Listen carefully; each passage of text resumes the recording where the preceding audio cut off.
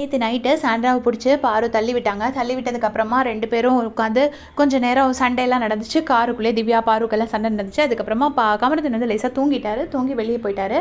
வெளியே போனதுக்கப்புறம் பார்த்தீங்கன்னா உள்ளே போய் சாண்ட்ராவை பார்த்துருக்காரு. பார்த்துட்டு திருப்பி வந்துட்டு இங்கே பாரு கிட்ட வந்துட்டு சாண்ட்ரா பற்றி பேசுகிறாங்க.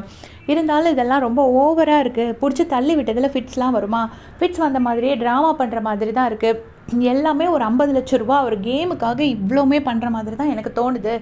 எப்படி ப்ரொவோக் பண்ணாங்க? என்னை யாரும் இவ்வளோ கேவலமாலாம் பேசினது கிடையாது. நானும் ஒரு நல்ல பேரோட வெளியே போகலான்னு நினச்சேன். பட் என் பேரை மொத்தமாக கெடுத்துடுவாங்க போல இருக்குது. அவங்க வந்து எனக்கு ஆமருதுன்னு அப்படி இப்படின்னு ரொம்ப தப்பு தப்பான வார்த்தைகள்லாம் யூஸ் பண்ணி பேசினாங்க அப்படின்னு சொல்லிட்டு சாண்ட்ரா என்னெல்லாம் பண்ணாங்கங்கிற மாதிரி நடிச்சு காமிச்சிருக்காரு. அதை பார்த்துட்டு பாருவும் சிரிச்சிருக்காங்க. இப்போ வந்து பாரு சொல்கிறாங்க, இல்லை ஒருவேளை உண்மையிலேயே அவங்களுக்கு அந்த மாதிரி கூட இருந்திருக்கலாம்ல, ட்ராமாவாக கூட இருந்திருக்கலாம்ல அப்படின்னு சொல்கிறாங்க. அதுக்கப்புறமா வந்துட்டு தேவையில்லாமல் ரொம்ப ஓவராக பேசுகிறாங்க. அவங்க இப்படிலாம் பேசி நான் பார்த்ததே கிடையாது.